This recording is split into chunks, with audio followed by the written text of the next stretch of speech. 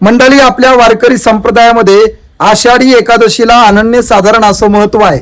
त्याचं कारणही तसंच आहे मंडळी.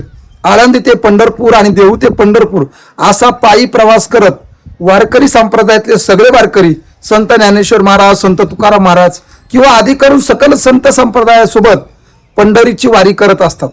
आणि हा सर्व प्रवास पायी असतो.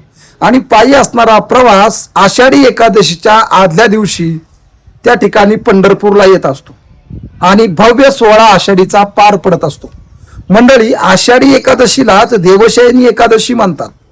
वारकरी संप्रदायामध्ये आषाढी एकादशीला एवढं महत्व कशामुळे असतं आणि आषाढी एकादशीला देवशयनी एकादशी कशामुळे म्हणतात? आषाढी एकादशी कशा पद्धतीने तिचा उपवास करावा, कशा पद्धतीने आपण वारकरी संप्रदायातल्या वारकऱ्यांनी नियम पथ्य सांभाळावी, हे सगळं आषाढी एकादशीचं महत्व या व्हिडिओच्या माध्यमातून आपण जाणून घेणार आहोत. रामकृष्ण हरी मित्रांनो, मी एकनाथ महाराज भांबळे नाथ महाराज या युट्यूब चॅनलमध्ये मी आपलं मनापासून स्वागत करतो. मित्रांनो, जसं शेतकरी पावसाची वाट बघतो तसंच वारकरी संप्रदायातले सगळे वारकरी आषाढी एकादशीची वाट बघत असतात. आणि मंडळी, तो दिवस जवळ आलेला आहे. उद्या दशमीचा काळ आहे आणि परवा दिवशी एकादशी, त्याच्यानंतर द्वादशी आणि त्रयोदशी, चतुर्दशी काला, अशा पद्धतीने असणारा हा काळ आहे.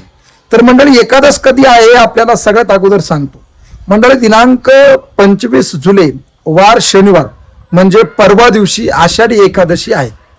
उद्या दशमीला एकादशीला आरंभ होईल आणि त्यानंतर द्वादशीला त्या ठिकाणी पारणं होईल आणि त्याच्यानंतर काल्याचं कीर्तन होऊन या आषाढी वारीचं समापन होईल. मंडळी, आषाढी एकादश वारकरी संप्रदायामध्ये अत्यंत महत्वाची मानली जाते. जे निष्ठावंत वारकरी असतात ते उद्यापासूनच उपवासाला आरंभ करतात. आषाढी एकादशीचा उपवास कशा पद्धतीने करायचा ते सांगतो बघा. नक्की हा व्हिडिओ तुम्ही पूर्ण पहा आणि चॅनलला सबस्क्राईब नक्की करा. मंडळी, एकादश खरी जर सुरुवात होत असेल तर ती उद्यापासून होते, दशमीपासून. म्हणजे 24 तारखेपासून एकादशीला आरंभ होतो.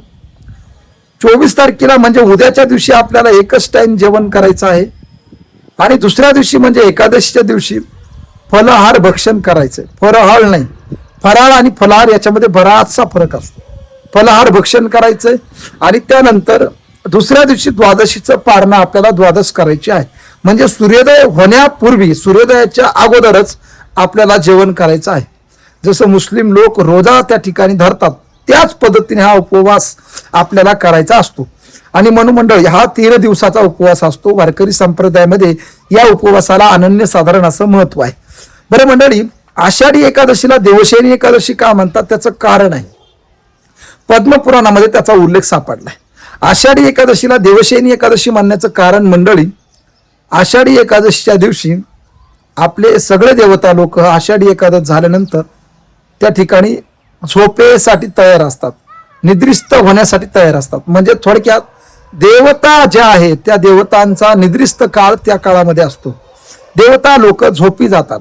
जे आपले 33 कोटी देवता आहेत ना, देवी देवता असतील, त्या देवी देवता त्या ठिकाणी त्या काळामध्ये शयन ग्रहामध्ये जातात, त्या झोपी जातात.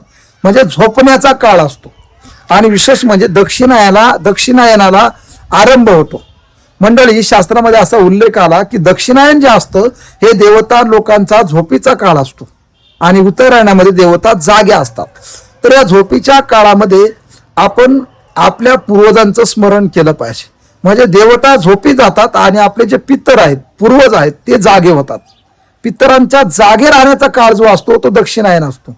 आणि म्हणूनच पितृपक्ष, पितृश्राद्ध, तर्पण विधी या सगळ्या या काळात करणं खूप गरजेचे असतात. थोडक्यामध्ये या आषाढी एकादशीच्या दिवशी देवता लोक झोपी जातात. म्हणून देवशयनी एकादशी, सगळ्या देवतांचा झोपीचा काळ त्या काळात असतो.